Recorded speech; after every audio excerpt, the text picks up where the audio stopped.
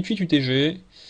Vous remarquerez que c'est la troisième fois de ce tournoi où j'ai une petite paire en début de parole avec 20-25 blindes. Donc là, je pense qu'il faut min-raise et call selon le 3 better. Je pense que c'est la solution. Donc là, c'est Please Take Me qui nous 3 bet. Donc il n'y a pas trop photo. Je crois, donc les stats ne sont pas à jour, mais c'est un joueur qui a été extrêmement actif. Je me rappelle assez bien dans la dynamique qui était très actif. Et donc je suis très content de lui push mon 8-8. Il me call. Donc là, je suis un peu moins content quand il me call, mais je me dis qu'il y a peut-être encore une chance qu'il ait As-Dame sur ce board. Et en pratique, il me montre As-9. Donc là, je pense que c'est une petite catastrophe pour lui. C'est du gros leveling qu'il nous fait.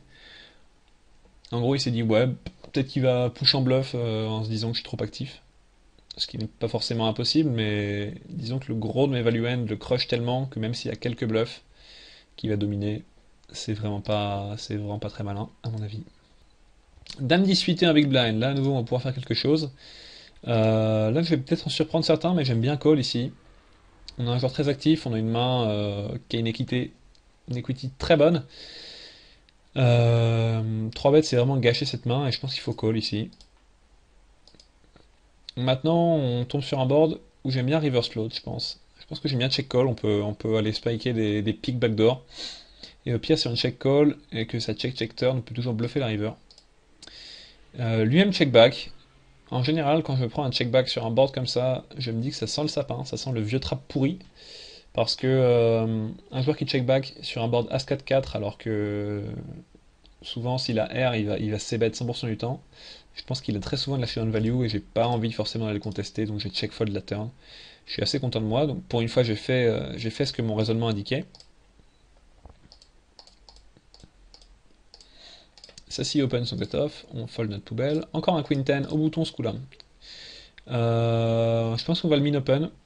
Si. Ouais, on va sur le min open parce qu'il y a beaucoup de value à prendre sur Jamesu. Ce qui m'embête un peu, c'est hit same. Maintenant, je crois pas qu'il ait encore montré beaucoup de restyle.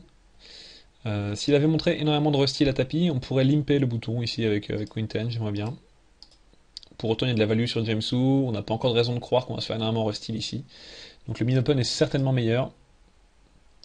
Et sur ce board, je pense qu'un c-bet, petit c-bet va régulièrement l'emporter parce que Jamesu nous a déjà montré qu'il avait une range de call extrêmement wide.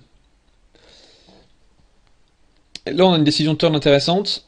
Ce qui est intéressant, c'est que tout d'abord, s'il a un as, il va jamais le fold. Ça, c'est la première chose à retenir.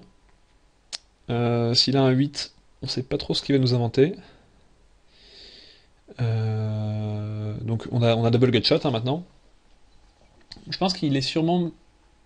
Je pense que c'est close entre check back et bet. Je pense que bet est sûrement meilleur parce qu'il peut fold des mains comme 3-3, 4-4, 5-5, 8x. Donc bet est sûrement meilleur.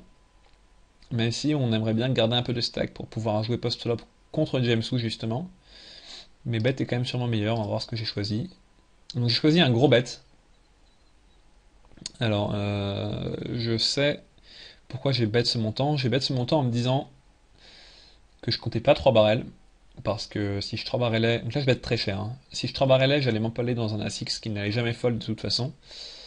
Mais que si je 2 barrelais, il risquait de ne pas forcément fold 8x. Donc j'ai décidé d'opter pour ce bet sizing là, qui va à mon avis avoir le mérite de lui faire fold 8x dès la turn.